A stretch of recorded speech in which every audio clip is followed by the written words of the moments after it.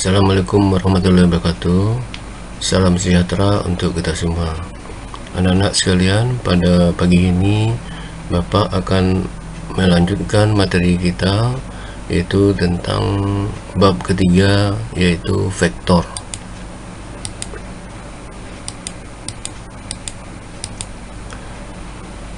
Nah, pengertian vektor dan skalar. Nah, vektor adalah besaran fisika yang mempunyai besar, nilai, dan arah. Nah, di gambar ini, animasi ini bisa dilihat yaitu beberapa hal yang berhubungan dengan vektor. Nah, bisa anak-anak lihat bahwa pesawat ini melakukan perpindahan. Nah, perpindahan itu merupakan bagian besaran vektor. Kemudian ada berat, ada kecepatan, percepatan gravitasi bumi, kemudian momentum, begitu. Momentum, dan ya ada beberapa hal yang bisa dilihat sebagai contoh dari vektor. Nah, kemudian di sini ada vektor gaya. Gaya juga termasuk vektor. Kemudian di sini kecepatan. Nah, ini adalah gambar tarik tambang. Nah, ini adalah contoh vektor yang resultannya 0. Jadi dua orang ini melakukan tarik tambang yang menghasilkan resultan 0 karena dia sama-sama gayanya sama besar.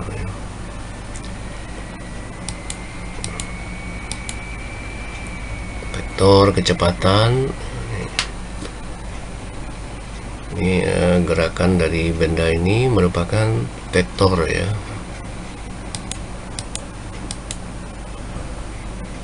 Nah, dari hal-hal tadi yang kita lihat, kita dapat simpulkan yaitu contoh besaran vektor itu diantaranya adalah kecepatan, percepatan, gaya, momentum, kuat medan listrik atau magnet, ini juga termasuk vektor dan sebagainya. Nah, kemudian besaran skalar ya, beda dengan vektor. Apa itu besaran skalar? Besaran skalar adalah besaran yang hanya mempunyai besar atau nilai saja dan tidak punya arah. Contoh besaran skalar yaitu jarak, suhu, arus listrik, massa, jumlah zat, intensitas cahaya, waktu, energi, daya, kelajuan, dan sebagainya. Ini adalah besaran skalar. Jadi banyak yang lain bisa anak cari nanti. Nah, kemudian kita kembali ke vektor. Sebuah vektor dapat dilambangkan dengan sebuah tanda panah. Nah, ini seorang pemanah. Nah,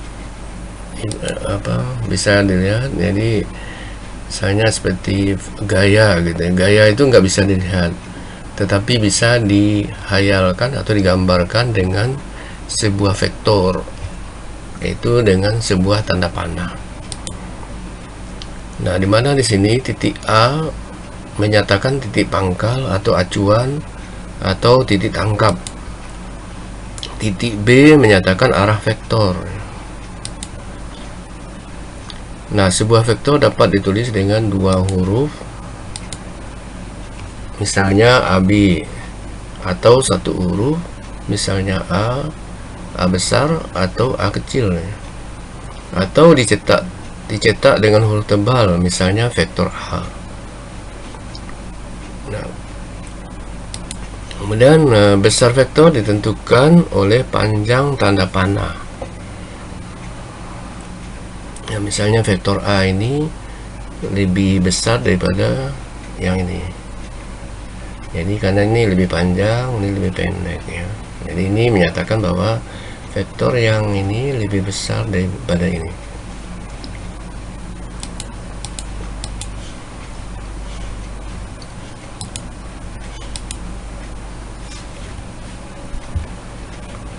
Kemudian kita masuk ke penjumlahan vektor. Yang pertama, penjumlahan vektor segaris kerja. Nah, segaris kerja, ya ini vektor A dan B adalah segaris kerja, yaitu dari kiri ke kanan. Nah, garis kerja adalah garis sepanjang vektor bekerja. Jadi garis kerjanya ini. Nah, di mana arahnya sama, searah. Nah, sehingga resultan atau penjumlahannya adalah tinggal ditambahkan, yaitu A tambah B. Jadi R sama dengan A tambah B. Misalnya ini gayanya 10, ini 10, berarti ini tinggal jumlah itu 20 Newton gitu. Kemudian kalau ini A ke kanan, B nya ke kiri, tapi garis kerjanya sama, sehingga resultannya adalah A dikurang B, tinggal pengurangan. R menyatakan resultan vektor atau jumlah vektor. Kemudian yang kedua adalah penjumlahan vektor secara jajaran genjang. Nah, misalnya di sini A dan B saling membentuk sudut, yaitu theta, sehingga resultannya adalah ini. Resultannya adalah R A tambah B. Nah, rumus penjumlahan secara jajaran genjang adalah R sama dengan akar A kuadrat tambah B kuadrat tambah 2AB cos theta. Nah, di mana A per sin beta? Nah, lihat di gambar ini dulu. A per sin beta sama dengan B per sin alpha sama dengan R per sin alpha tambah beta. Nah, di sini alpha adalah sudut antara vektor A dengan resultan, sedangkan beta adalah sudut antara vektor B dengan resultan. Nah, kemudian alpha tambah beta sama dengan theta. Ini theta ya, sama dengan theta. Nah, ini animasi penjumlahan vektor ya. Nah, yang warna hitam itu adalah resultan. Jadi ini tambah ini sama dengan ini. Ya. Nah, kemudian dalam menggunakan rumus penjumlahan vektor, kita dibantu dengan matematika, yaitu tentang sin, cos, tangen. Nah, di sini Bapak menampilkan sudut-sudut istimewa yang mudah dihafal. Nah, di mana sudut istimewa itu mulai dari 0 sampai 360. Nah, di sini sin 0 adalah 0, cos 0 1, tangen 0 0. Nah, tangen itu adalah sin per cos ya. Sin per cos adalah tangen. Jadi 0 per 1 0. Kemudian sin 30 adalah setengah, cosnya adalah setengah akar 3, tannya adalah sepertiga akar 3. Kemudian sudut 45 derajat, sinnya setengah akar 2, cosnya setengah akar 2, tannya 1. Sudut 60, sinnya setengah akar 3, cosnya setengah, tannya akar 3.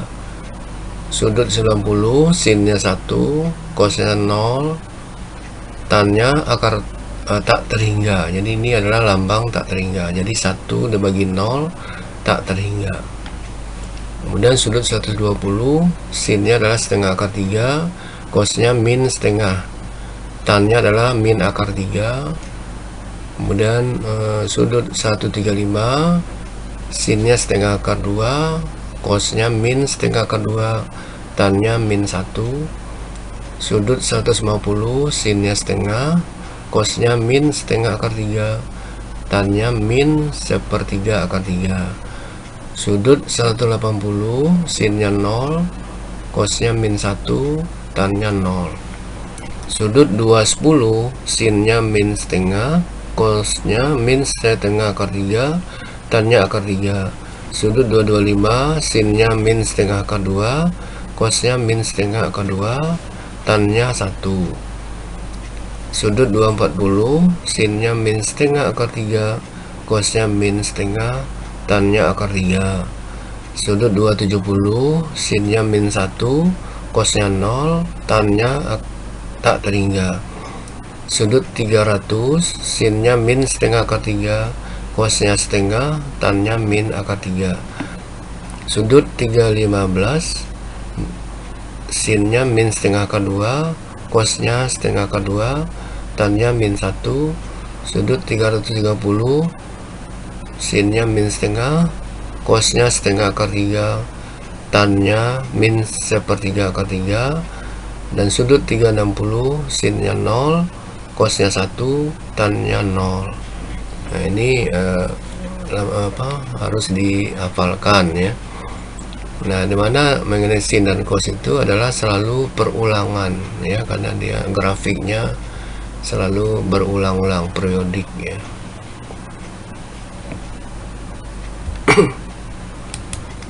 Kemudian contoh soal untuk lebih memahami rumus vektor, kita perhatikan contoh soal berikut. Yang pertama, dua buah vektor masing-masing besarnya 12 satuan dan 5 satuan. Kedua vektor saling tegak lurus. Tentukan resultan vektor itu.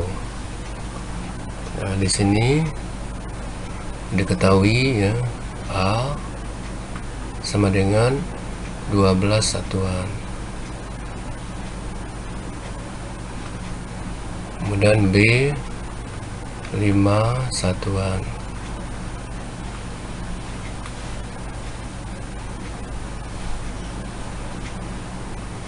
Kemudian kedua vektor saling tegak lurus, berarti 90 derajat.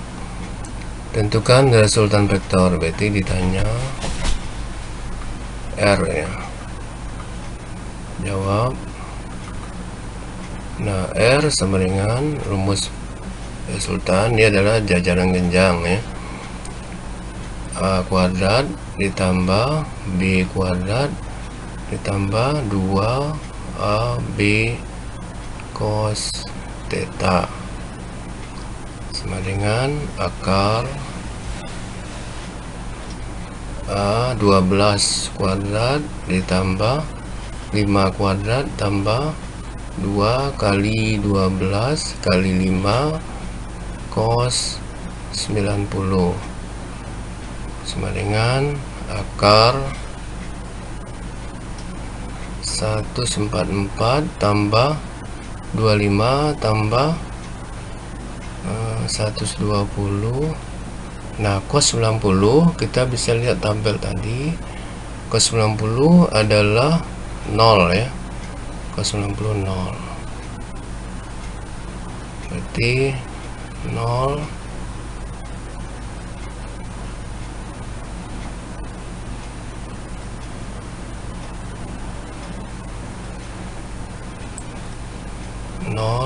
ya, sama dengan akar 169 ditambah 0 sama dengan 13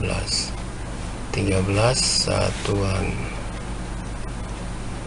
ya, ini jawabannya, ini resultannya ya. Kemudian lanjut soal kedua. Soal kedua, dua buah vektor masing-masing besarnya 20 satuan saling membentuk sudut 120 derajat. Maka resultan kedua vektor itu adalah, nah, kita bisa ketahui dulu ya, A sama dengan 20 satuan Dan karena sama berarti B juga 20 satuan. Saling bentuk sudut berarti theta 120 derajat. Ditanya resultan, jawab R sama dengan rumus resultan ya, A kuadrat ditambah B kuadrat ditambah 2 AB cos theta sama dengan akar A nya 20 kuadrat tambah 20 kuadrat ditambah 2 kali 20 kali 20 cos 120 derajat. Nah, kita lihat dulu cos 120 adalah cos 120 adalah min setengah ya. Jadi di sini kita masuk dulu. Ya.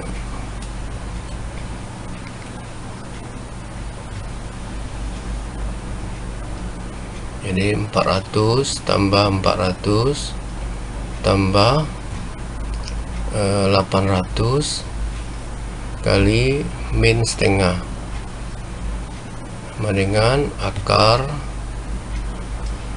800 min 400 sama dengan akar 400 sama dengan 20 satuan ya, 20 satuan. Jadi ini berdasarkan sudut istimewa ini ya, ini min setengah, ini dihafalkan.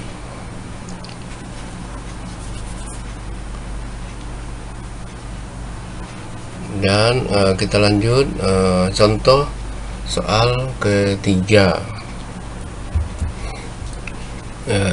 Dua buah vektor masing-masing besarnya 8 satuan dan 12 satuan ya, saling membentuk sudut 60 derajat. Maka resultan kedua vektor adalah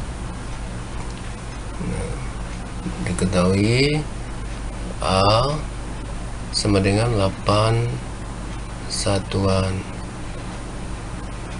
B 12 satuan, theta 60 derajat. Ditanya R ya, resultan.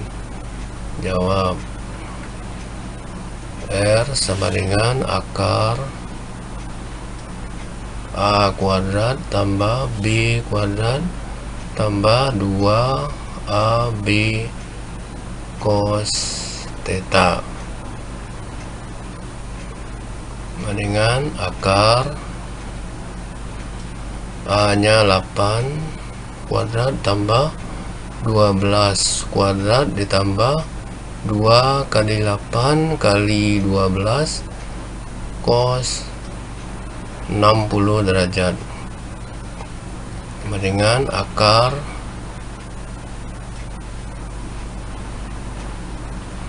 (64) ditambah 144 tambah 192. Nah, cos 60 bisa dilihat tabel, yaitu cos 60 setengah ya. Jadi ini kali setengah sama dengan akar 64 tambah 144 berarti 208 ditambah 192 kali setengah berarti 96 sama dengan akar 304. Akar 304 adalah 17,4 satuan ya. Ini hasil resultannya ya, ini adalah R besar resultan. Sekarang contoh soal yang keempat. resultan dua buah vektor adalah 5 Newton dan masing-masing vektor besarnya 4 Newton dan 3 Newton. Maka sudut antara kedua vektor adalah, nah di sini yang diketahui adalah resultannya ya, resultan R 4 Newton. Ini adalah vektor gaya. Kemudian A nya adalah 4 Newton, B nya 3. Kemudian yang ditanyakan sudut antara kedua vektor, berarti theta-nya ditanya. Jawab R sama dengan akar A kuadrat ditambah B kuadrat tambah 2AB cos theta. Nah, R-nya ini R-nya 5 ya. Jadi 5 sama dengan akar 4 kuadrat ditambah 3 kuadrat ditambah 2 kali 4 kali 3 cos theta. 5 sama dengan akar 16 tambah 9 tambah 2 kali 4 8, 24 ya, 24 cos theta. 5 sama dengan akar 25 tambah 24 cos theta.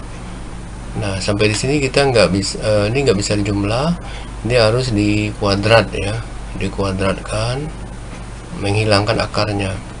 Nah, sehingga ini kita ke sini 25 sama dengan 25 tambah 24 cos theta. Jadi akar ini hilang.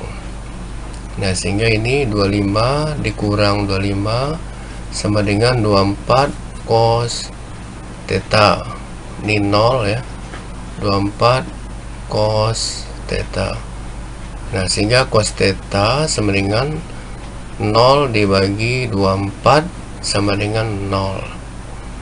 Nah, cos 0, cos yang nilainya 0 bisa dilihat di tabel ya. Kalau cos itu 0, kalau cos nilainya 0 berarti sudutnya adalah 90.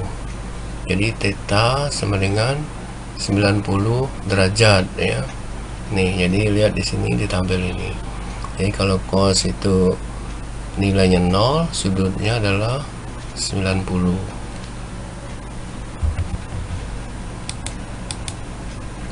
Kemudian kita masuk yang ketiga, penjumlahan vektor secara metode poligon ya.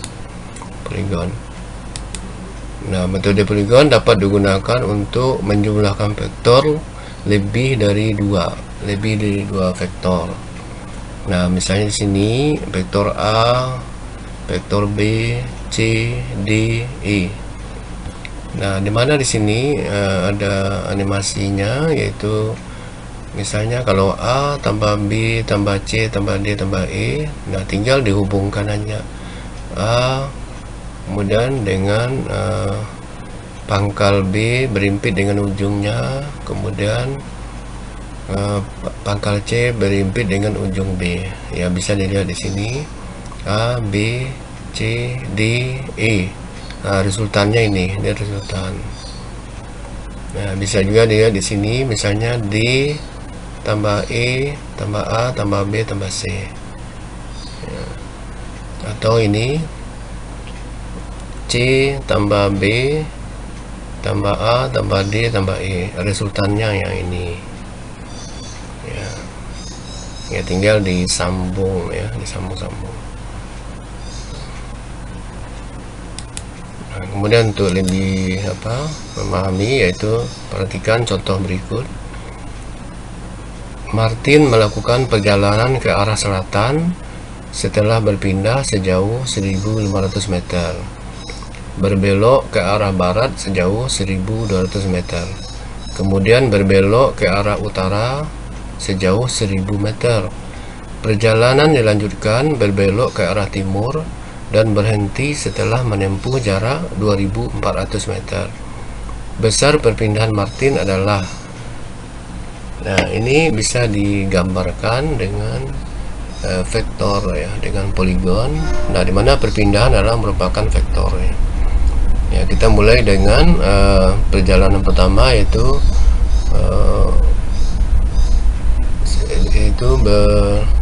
ke arah selatan ya, ke arah selatan 1500. Berarti perjalanan Martin ke selatan ini S1 1500 meter ya.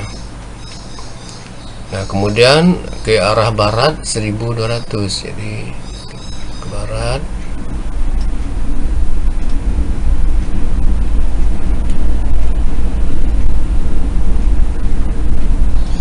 ini S2 1200 ya, 200 meter.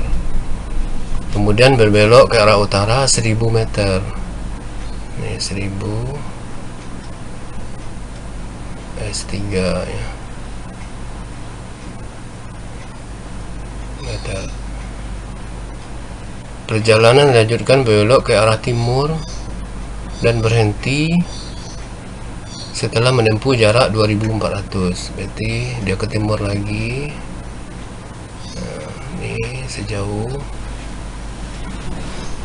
S4 ya, S4 2400 meter dan berhenti ya. Nah, berarti awal, ini awalnya sini, akhir ini. Nah, perpindahannya ini perpindahannya. Berarti S ya, delta S. S adalah ini. Ini perpindahannya berapa gitu ya. Ini awal, ini akhir. Nah, sehingga di sini dilihat segitiga ini, segitiga. Nah, ini panjang ini karena ini 1500, ini 1000, berarti ini 500 ya. Ini 500, sedangkan ini adalah ini kesini 1200, ini 2400, berarti ini adalah 1200. Nah, ini bisa lihat dicari dengan menggunakan Pythagoras, yaitu S sama dengan akar 500 kuadrat tambah 1200 kuadrat sama dengan akar 25000 tambah 144000 ya. Maka sama dengan 169 ya, 169 ini nolnya ya, 1.690.000 ya. Nah, akarnya adalah 13.300. Berarti perpindahannya adalah 1.300 meter. Jadi tinggal melihat awal akhir. Jadi perpindahan itu dilihat dari awal akhir ya. Awal ini akhir ini.